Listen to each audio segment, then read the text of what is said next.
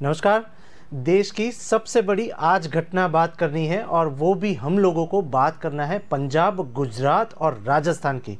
नमस्कार, मैं हूं तपस्वी आचार्य, एक बुलेटिन के साथ पेश हुआ हूं जिसका नाम है समाचार का सच।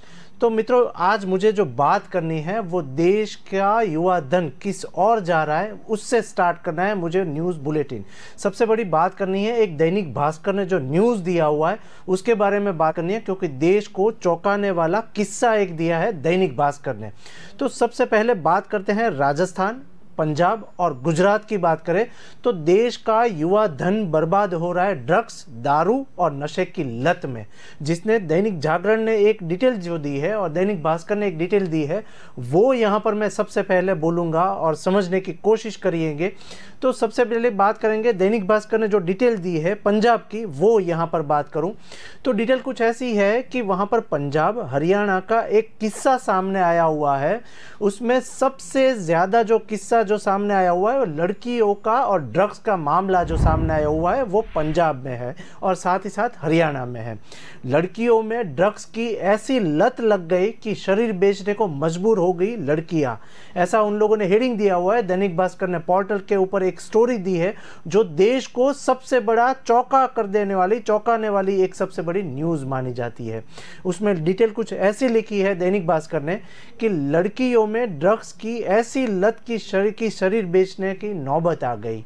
ऐसे में डिटेल कुछ ऐसी है कि जो भी रुपये मिलते हैं पहले ड्रग्स खरीदती हूँ उसके बाद खाना, ऐसी डिटेल सामने लिखी है। और जो हेडिंग दिया हुआ है वो ऐसा कुछ लिखा हुआ है दैनिक भास्कर ने कि जो भी रुपये मिलते हैं पहले मैं ड्रग्स खरीदती हूँ उसके बाद खाना। क्या है ये डिटेल, पंजाब हरियाणा की क्यों ऐसी स्टोरी वहाँ पर प्रसिद्ध हुई है और देश के क्यों चौंकाने वाला समाचार ये माना जाता है, वो हम लोग समझे। तो शाम गहराते ही सड़क किनारे खड़ी हो जाती हूँ मैं। अगर कोई बंदा लगातार मुझे देख रहा हो तो पास बुला लेती हूँ मैं।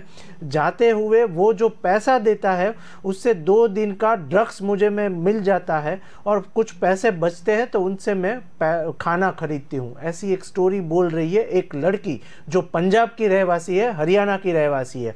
लेकिन ये जो हम लोग बात कर रहे हैं दारू ड्रग्स, वो केवल सिर्फ और सिर्फ पंजाब या हरियाणा में नहीं, लेकिन गुजरात का भी ऐसा ही माहौल अभी देखने को मिल रहा है। डिटेल जो सामने लिखी है पंजाब केसरी ने वो यहां पर पढ़ूं तो ऐसा लिखा हुआ है कि मैं तो फिर भी अपना शरीर बेचती हूँ। कितने लोग तो ऐसे हैं जो घर बार यहाँ तक कि बीवी के गहने तक, कपड़े भी बेच देते हैं। कल ही एक दोस्त मिला जो नई बीवी की एकदम नई जूतियाँ बेचने निकला था और 200 रुपये के लिए। दरअसल पंजाब में पुरुषों के बाद सबसे ज़्यादा जो बात आ रही है, इस कदर ड्रग्स की चपेट में लड़कियां आ गई है, तो उनका सामना जो है वो पूरा का पूरा डिटेल जो है वो पंजाब केसरी ने लिखा हुआ है। क्या लिखा हुआ है वो स्टोरी मैं यहाँ पर पढ़ रहा हूँ। डिटेल कुछ ऐसी सामने लिखी है कि इसके लिए वे अपने देह बेचने पर मजबूर हो गई है लड़कियां पंजाब और हरियाणा में। हाल में सोशल मीडिया पर इसको लेकर एक वीडियो भी वायरल हुआ है। मैंने सोचा क्या न पंजाब जाकर इसकी जांच पड़ताल की है, लेकिन सबसे पहले मुझे वहां पर मेरा शरीर बेचना पड़ा। ऐसी लड़की की एक स्टोरी वहां पर डिटेल सामने आई है। वहां पर डिटेल ऐसी लिखी है कि वहां पर रात के करीब 10 बजे का वक्त, मानसी चौक पर बाजार के अंधेरे में कौन मैं बैठी हूँ और नशेड़ी झूमते हुए बगल से निकल रहे हैं। उसमें ड्रग्स, पसीना और पेशाब की मिलीजुली गंध नाक से आती है, लेकिन फिर भी मुझे उसके पास जाना होता है क्योंकि वो मुझे पैसे देता है। लेकिन निधि का चेहरा, वो जो लड़की का नाम बताया जा रहा है दैनिक भास्कर ने, उसने उनका नाम निधि बताया हुआ है और वो ऐसे हालात में अपना शरीर बेच रही है क्योंकि उसको ड्रग्स की लत लग चुकी है। डिटेल कुछ ऐसी सामने आई है कि ड्राइंग रूम में बैठी हो, बीते 7 महीनों से ड्रग्स ले रही थी। तकरीबन 19 साल की ये लड़की अपनी कहानी ऐसे सुनाती है जैसे सब्जी मंडी के आलू भाव की बात कर रही हो। उनका नाम है निधि और डिटेल कुछ ऐसी सामने आंकड़ा सामने दिया हुआ है दैनिक भास्कर ने कि ड्रग्स की चपेट में कितना युवा धन जो बर्बाद हो रहा है देश में। और साथ ही ऐसे स्टेट 3 जो लिख रहे हैं, दैनिक भास्कर लिख रहा है कि पंजाब, हरियाणा और साथ ही गुजरात में भी ड्रग्स काफ़ी सारी मात्रा में वहाँ पर मिल रहा है। और गुजरात में तो दारूबंदी है, फिर भी ड्रग्स का लेके एक सबसे बड़ा बवाल जो सामने आया हुआ है। उसी की कुछ डिटेल लिखी है कि कुछ आंकड़ों पर नज़र करें तो चंडीगढ़ पीजीआई के मुताबिक पंजाब में 1 लाख महिला में नशे की लत लग चुकी है। सिर्फ और सिर्फ चंडीगढ़ की यहाँ पर बात की है कि वहाँ पर एक सर्वे हुआ और सर्वे के मुताबिक पंजाब में सिर्फ 1 लाख महिला है जो नशे की लत में धुत हो चुकी है। डिटेल कुछ ऐसी सामने लिखी है कि 2018 से 2020 के बीच Chandigarh PGI means dependence in the state of Punjab India के नाम से पूरा एक सर्वे किया गया। उसमें पूरे पंजाब में एक घरेलू सर्वे करवाया और उसमें सर्वे के मुताबिक पंजाब में 41 लाख रुपए, वहाँ पर 41 लाख लोगों को मीन्स 41 लाख से ज़्यादा लोगों को जीवन में कम से कम 1 बार या 5 बार अवैध शराब वहाँ पर नशे की हालत में पाया गया। डिटेल कुछ ऐसी सामने लिखी है कि पूरे जीवन में नशे का इस्तेमाल करने वाले यानी नशे की लत लगी चुकी 40 लाख पुरुष वहाँ पर है। और साथ ही दूसरी कुछ महिलाओं की बात करें तो पंजाब में महिलाओं के लिए सिर्फ नशे का एक उन्मूलन केंद्र बनाया गया है। इसी बीच जो डिटेल सामने आई है पंजाब में, तो पंजाब में कुल 31 सरकारी नशा उन्मूलन केंद्र है। इनमें से केवल 1 महिला के लिए वहाँ पर लगाया हुआ है। लेकिन महिलाओं और ड्रग्स की पंजाब की बात यहाँ पर ऐसी कुछ लिखी है, वो जो कारोबार है और ये जो आंकड़े आ रहे हैं वो चौंका देने वाले आंकड़े हैं। महिलाओं में ड्रग्स की बढ़ती लत की वजह से 2019 में पंजाब सरकार ने सरकारी नशा उन्मूलन केंद्र में अलग अलग महिलाओं का वार्ड बनवाना शुरू किया था, लेकिन उसकी हालत ऐसी है कि आज वहाँ पर कोई भी वहाँ पर रिकवरी के लिए नहीं जाता है। नशे की हालत में वहाँ पर कोई सारवार के लिए वहाँ पर नहीं जा रहा है। देश में 10 से 75 लाख मीन्स देश में 10 से 75 साल की 1.5 करोड़ महिला है नशे की लत में है, ऐसा यहाँ पर पंजाब केसरी और दैनिक भास्कर ने लिखा हुआ है। और शराब की लत 90 लाख लोगों को, वहाँ पर 90 लाख लोग जो है वो शराब की लत में है। गांजा और चरस 40 लाख लोगों की लत की चपेट में है। और ड्रग्स का सेवन जो कर रहे हैं वो 20 लाख लोग जो है वो ड्रग्स के शिकार है, ऐसा दैनिक भास्कर ने एक चौंकावनारा किस्सा भी सामने दिया हुआ है। और आंकड़े भी ये बता रहे हैं कि पंजाब में, हरियाणा में और साथ ही साथ गुजरात में ड्रग्स का जो मामला सामने आ रहा है उसमें 20 लाख लोग शिकार है। अब देखना ये रहेगा कि इसमें प्रशासक जो क्या कार्यवाही करता है। लेकिन खास ही बात बताए और गुजरात की बात करें तो गुजरात में गांधी का गुजरात बोला जाता है। वहाँ पर दारू और ड्रग्स का सप्लाई जो है वो इतनी मादात में हो रहा है कि वहाँ पर हर 2 दिन में एक केस जो है वो ड्रग्स मिलने का सामने आ रहा है और ड्रग्स मिलने के न्यूज़ मिल रहे हैं। अब देखना ये रहेगा कि गुजरात में भाजपा सरकार है, भूपेंद्र भाई पटेल की सरकार है, भाजपा केंद्र सरकार में भी है और गुजरात में भी भाजपा का शासन है। तो देखना ये रहेगा कि युवा धन जो बर्बाद हो रहा है ड्रग्स की चपेट में और दारू की लत में युवा धन जो बर्बाद हो रहा है उसके ऊपर क्या कड़ी कार्यवाही होती है। अब एक बात करें दूसरे स्टेट की और अब बात करनी है सबसे दूसरा प्रश्न जो चल रहा है देश में, वो है हिजाब का प्रश्न। स्कूल यूनिफॉर्म का एक सबसे बड़ा प्रश्न जो चल रहा है उसके बारे में बात करें तो हाईकोर्ट ने कुछ आदेश दिए हुए हैं। क्या आदेश दिया हुआ है उसके बारे में ये न्यूज़ जो है वो अब तक की 12 घंटे की सबसे बड़ी वायरल हुई है। डिटेल कुछ ऐसी आई है कि कर्नाटक हिजाब विवाद पर फैसला होगा और डिटेल सामने ऐसी लिखी है, वहां पर नवभारत टाइम्स ने जो डिटेल लिखी है वो यहां पर पढ़े तो सुप्रीम कोर्ट की बेंच के 10 दिन तक दलील सुनने के बाद फैसला सुरक्षित रखा था। इसी बीच कर्नाटक हिजाब विवाद के मामले में सुप्रीम कोर्ट अब से कुछ देर के में फैसला सुनाएगी और इसी बीच वहां पर इससे तय होगा कि शिक्षण संस्थानों में हिजाब बैन की जारी रहेगा या नहीं। इससे पहले जस्टिस हेमंत गुप्ता और जस्टिस सुधांशु धूलिया की पीठ ने वहां पर 10 दिनों तक मामले की दलील सुनने के बाद 22 सितंबर को अपना फैसला सुरक्षित रख लिया था। इसी बीच बेंच ने कर्नाटक सरकार और मुस्लिम पक्ष की दलीलों सुनने के बाद कहा था कि हमने आप सभी को सुना है, ऐसा नवभारत टाइम्स जो डिटेल लिख रहा है वो यहाँ पर सुने। तो हाईकोर्ट ने ऐसा बोला कि हमने आप सभी लोगों को सुना है, अब हमारा होमवर्क शुरू होता है। हाईकोर्ट ने ऐसा कहा कि अब हमारा होमवर्क शुरू होता है और धार्मिक और व्यक्तिगत स्वतंत्रता का मामला संवैधानिक बेंच में भी भेजे, ऐसी कुछ डिटेल सामने लिखी है। इसमें नवभारत टाइम्स ने ऐसा लिखा कि सुनवाई के दौरान याचिकाकर्ता ने कहा था कि हिजाब का विवाद धार्मिक और व्यक्तिगत स्वतंत्रता से जुड़ा हुआ है, इसलिए इस केस को संवैधानिक बेंच में भेजा जाए। डिटेल कुछ ऐसी है कि इनको संवैधानिक बेंच में भेजा जाए और याचिकाकर्ता की दलील की कुछ छात्राएं स्टूडेंट के साथ भारत के नागरिक का भी वहां पर एक बात करे और भारत के नागरिक भी लोग हैं, ऐसी डिटेल सामने आई है। नवभारत टाइम्स ने ऐसा लास्ट पेज पे डिटेल दिया हुआ है कि ऐसे में ड्रेस कोड का नियम लागू करना उनका संवैधानिक अधिकार का एक हनन होगा और कर्नाटक हाईकोर्ट ने फैसले के दो की एक चुनौती दी है। वो चुनौती नवभारत टाइम्स ने लास्ट पेज पे लिखा हुआ है। क्यों ये सबसे बड़ा मुद्दा है वो यहाँ पर समझे तो अब तक की 12 घंटे की सबसे बड़ी वहाँ पर एक न्यूज़ जो वायरल हुई है वो है हिजाब का मामला। सुप्रीम कोर्ट में हिजाब का विवाद पर कर्नाटक हाईकोर्ट ने एक फैसले के खिलाफ 23 याचिका को दाखिल की है। इसी बीच इन्होंने मार्च में दाखिल किया गया था और याचिकाकर्ताओं की ओर से सीनियर एडवोकेट राजीव धवन, इसी के साथ दुष्यंत दवे और संजय हेगड़े और कपिल सिब्बल भी पक्ष में रखे गए थे। इसी बीच वहां पर कर्नाटक हाईकोर्ट का एक फैसला जो सामने आया हुआ है वो नवभारत टाइम्स ने लास्ट पेज पे लिखा हुआ है, वो हम लोग यहाँ पर पढ़े और ये न्यूज़ को हम लोग समझे तो उनका कुछ फैसला ऐसा है कि हिजाब पहनना अनिवार्य नहीं। और 15 मार्च को कर्नाटक हाईकोर्ट के उडुपी वहाँ पर उडुपी की सरकारी प्री यूनिवर्सिटी गर्ल्स कॉलेज की कुछ महिला छात्राएं और मुस्लिम छात्राओं की तरफ से क्लास में हिजाब पहनने की मांग करने वाली एक याचिका खारिज कर दी और उसी के साथ कोर्ट ने अपने पुराने आदेश को बरकरार रखते हुए कुछ डिटेल ऐसी आई कि उन्होंने कहा कि हिजाब पहनना इस्लाम की ज़रूरत प्रैक्टिस का एक हिस्सा नहीं है और इसे संविधान के आर्टिकल 25 के तहत संरक्षण देने की ज़रूरत नहीं है। कोर्ट ने ऐसा कुछ कहा कि इनको संरक्षण देने की ज़रूरत नहीं है। इसी के साथ इसी फैसले को चुनौती देते हुए कुछ लड़कियों ने सुप्रीम कोर्ट में वहां पर याचिका दाखिल की थी जिस पर सुनवाई हो रही है। अब देखना ये रहेगा कि इसके ऊपर प्रशासक क्या कार्य कहेगा और दूसरे न्यूज़ चैनल की तरह हम भी ये न्यूज़ के ऊपर लगातार नज़र रखेंगे और आपको सतत समाचार देते रहेंगे। अब एक बात करें तीसरे स्टेट की और तीसरे न्यूज़ की तरफ हम लोग रुक करें तो अब चलते हैं हिमाचल प्रदेश।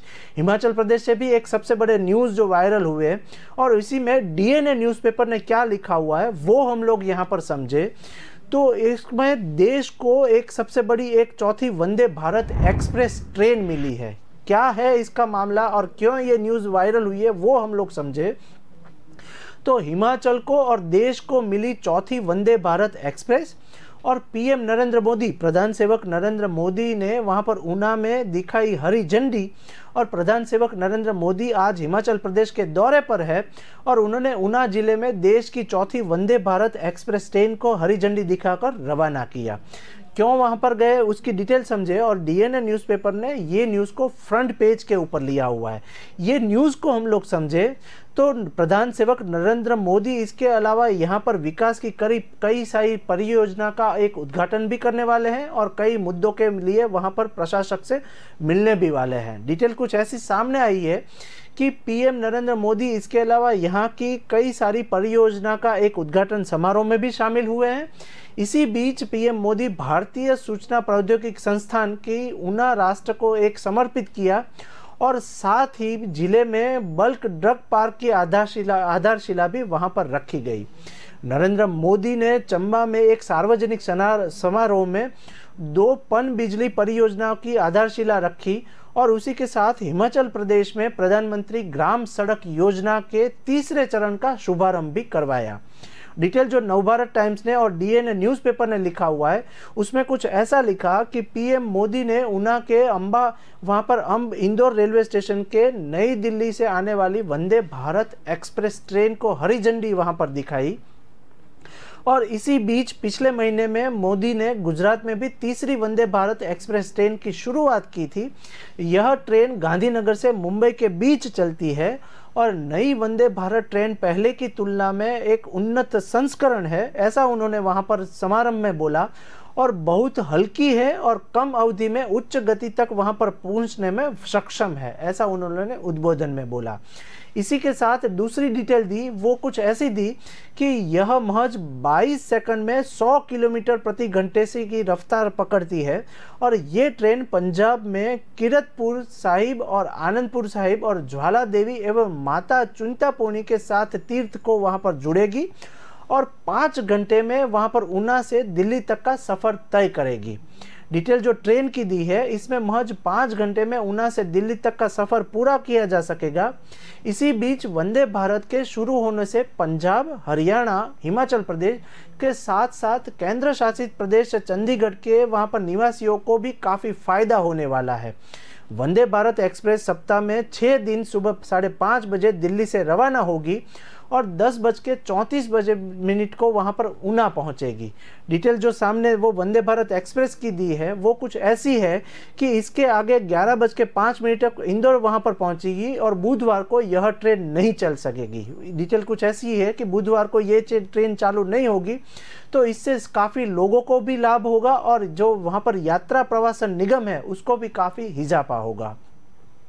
अब बात करनी है चौथे न्यूज़ की तरफ। चौथा एक स्टेट हम लोग देखें तो राजस्थान की एक सबसे बड़ी वहां पर सियासी मसला चल रहा है, वो हम लोग समझे तो राजस्थान कांग्रेस में अब विधायकों का एक आला कमान का गुट जो है उसकी एक डिटेल सामने आई है। क्या वहां पर राजस्थान में हल्ला हो रहा है वो हम लोग समझे तो इसी बीच गहलोत और पायलट की खेमे में वहां पर टूट पड़ी है और डिटेल कुछ कांग्रेस की ऐसी सामने आई है जिसमें राजस्थान पत्रिका ने ये न्यूज़ जो है वो लास्ट पेज पे ऊपर लिया हुआ है, क्योंकि ये सबसे अहम न्यूज़ मानी जाती है राजस्थान सरकार की।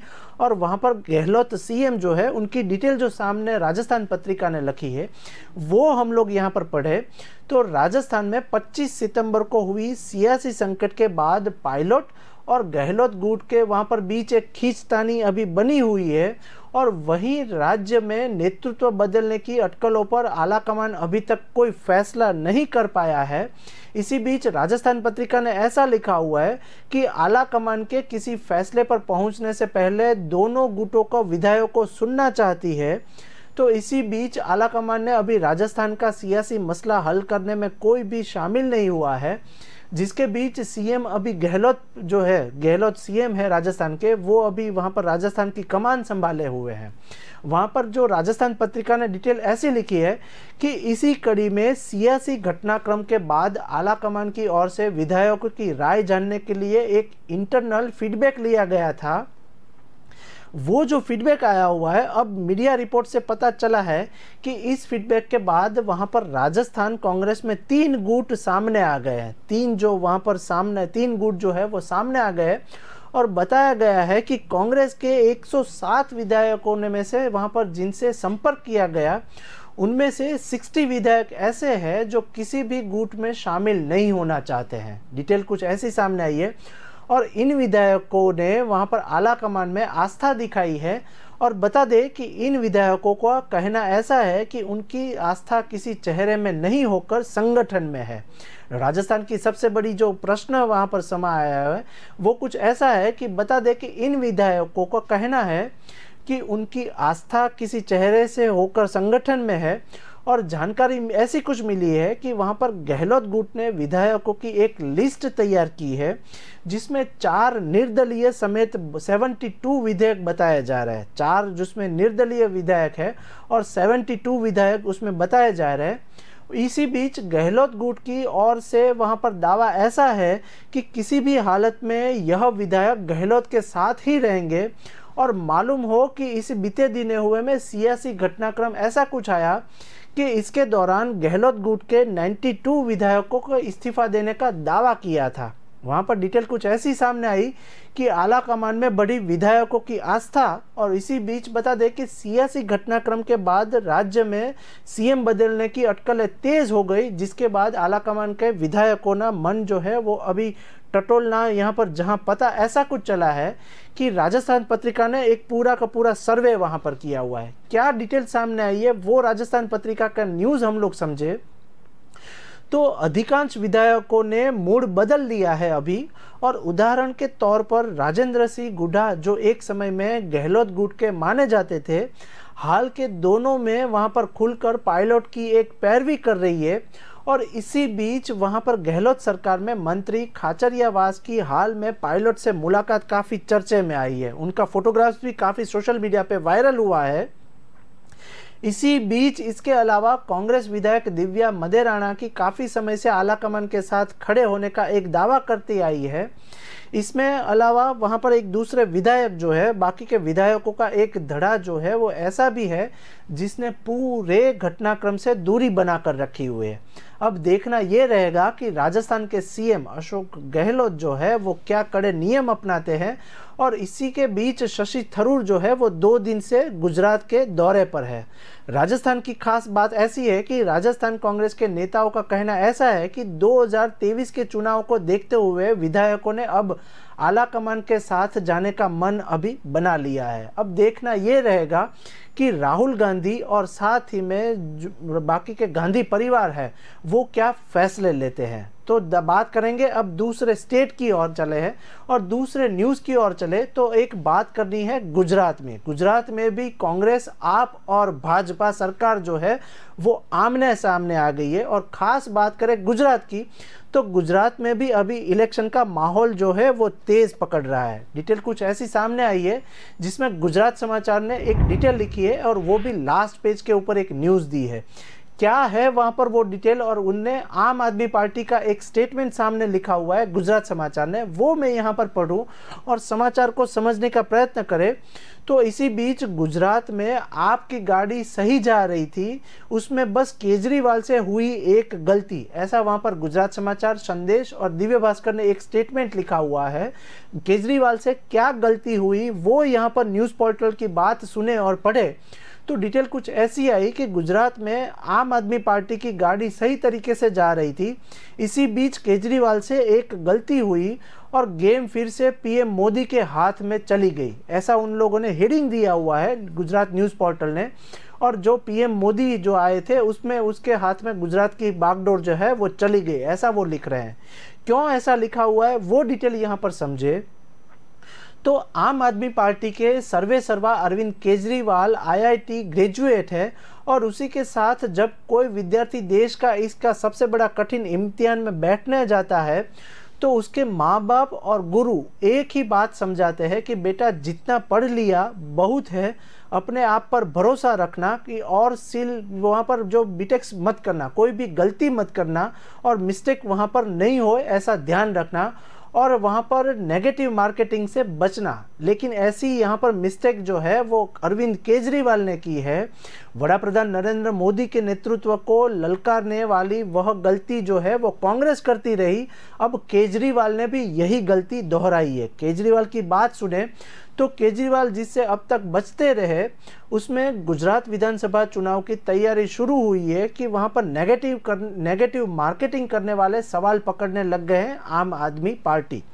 अब बात करें वहाँ पर संदेश की तो संदेश ने ऐसा कुछ लिखा है कि यह इम्तिहान अकेले ही सतर्कता और चपलता से नहीं जीता जा सकता, यहाँ पर टीम वर्क से काम होता है और यह टीम वर्क से जीता जा सकता है। वहाँ पर सचिन तेंदुलकर का रिकॉर्ड बना सकते हैं लेकिन कप्तान जो है वो धोनी ही रहते हैं। इस तरीके से वहाँ पर जोगिंदर सिंह की बात करें तो केजरीवाल खुद गलती वहाँ पर कर रहे हैं और लेकिन उनकी टीम से भेंट की है तो गलतियाँ अब गुजरात में आम आदमी पार्टी के नेता कर रहे हैं और वो इसका जो सबसे बड़ा फ़ायदा होगा वो बीजेपी को होगा, ऐसा वहाँ पर न्यूज़पेपर ने लिखा।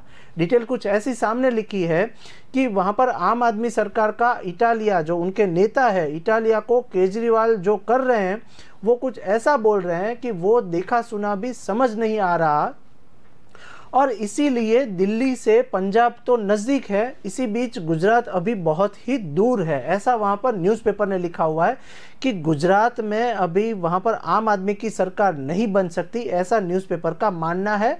और सोशल मीडिया में भी ये न्यूज़ सबसे बड़ी वायरल हुई है कि केजरीवाल ऐसा मान रहे हैं कि गुजरात में आम आदमी पार्टी की सरकार बनेगी तो वो सबसे बड़ी गलतफहमी है, ऐसा न्यूज़पेपर ने लिखा हुआ है। दूसरी एक डिटेल जो यहाँ पर लिखी है गुजरात की तो वो यहाँ पर समझे तो गुजरात का गौरव, देश की प्रतिष्ठा, पीएम पद की वहाँ पर प्रतिष्ठा, ऐसा कुछ वहाँ पर एक सामने स्टेटमेंट सामने आया हुआ है। इसी के बीच यहाँ पर धारणा ना कहीं ऐसी है कि दिल के अंदर यह बैठ हुई है कि मोदी देश के लिए कुछ करना चाहते हैं और अपने आप को और परिवार को वहाँ पर सेफ रखना चाहते हैं, और देश का वो मोदी जो है वो सुन रहे हैं। यही बात है कि नोटबंदी के ब्लंडर के बाद भी 2019 में वो जीत जाते हैं, और यही बात है कि कोरोना काल में मजदूरों की बेहाली के बाद भी वो 2024 में भी फिलहाल के गणित के हिसाब से फिर से बीजेपी की सत्ता जो है वो सामने आएगी, ऐसा न्यूज़पेपर संदेश ने और दिव्य भास्कर ने लिखा हुआ है। इसी के बीच परिवारवाद की बात लिखी है, जो संदेश ने लिखा हुआ है वो स्टेटमेंट यहाँ पर हम लोग समझे तो संदेश ने कुछ ऐसा लिखा हुआ है कि परिवारवाद के खिलाफ मोदी उठाते हैं आवाज़, और किसी के पास नहीं होता वो जवाब जो है वो मोदी देते हैं, और मोदी लाखों करोड़ों को वहाँ पर एक आइडियल मानते हैं। लाखों करोड़ों लोग जो है वो नरेंद्र मोदी को आइडियल मानते हैं, और उनकी पार्टी के पास एक मॉडल है। वहाँ पर कुछ ऐसा लिखा हुआ है कि मोदी की पार्टी के पास एक मॉडल है। एक केजरीवाल की बात आप छोड़ देते तो बाकी की पार्टियों से पूछो तो मोदी मॉडल नहीं तो क्या मॉडल है उनके पास, ऐसा क्वेश्चन मार्क भी विविध सोशल मीडिया पे वायरल हुआ है। अब देखना ये रहेगा कि गुजरात में अभी किसकी पार्टी बनती है और आला कमान की सरकार जो है वो किसकी रहती है। गुजरात में अभी भूपेंद्र भाई पटेल की सरकार है, वहाँ पर बीजेपी का शासन है, लेकिन आने वाले चुनाव में किसकी सरकार बनेगी इसके ऊपर हम लोग लगातार नज़र रखेंगे और आपको भी पल पल की खबर देते रहेंगे।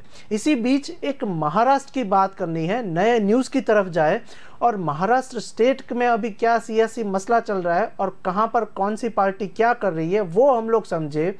तो वहां पर डीएनए न्यूज़पेपर ने एक न्यूज़ दिया हुआ है जिसमें की डिटेल भी चौंकाने वाली है। उन्होंने एक स्टेटमेंट दिया हुआ है कि 8 महीने में 1875 की मौत हुई है वहां पर महाराष्ट्र में। किस तरीके से मौत हुई है वो डिटेल जो है वो डीएनए न्यूज़पेपर ने लिखा हुआ है, वो यहाँ पर समझे। तो महाराष्ट्र की अब तक की 12 घंटे की ये सबसे बड़ी न्यूज़ मानी जाती है। तो डिटेल कुछ डीएनए ने ऐसी लिखी है कि महाराष्ट्र में बढ़ता किसानों की आत्महत्या का एक ग्राफ हुआ है, और वो क्यों कारण से किसानों ने आत्महत्या की है वो यहाँ पर लिखा हुआ है डीएनए न्यूज़पेपर ने। इसी के बीच फार्मर सुसाइड, ऐसा उन लोगों ने हेडिंग दिया हुआ है डीएनए न्यूज़पेपर ने, जिसमें राज्य को राहत और पुनर्वास विभाग का एक डेटा बताता है कि 8 महीने के दौरान 1875 किसानों ने आत्महत्या की है।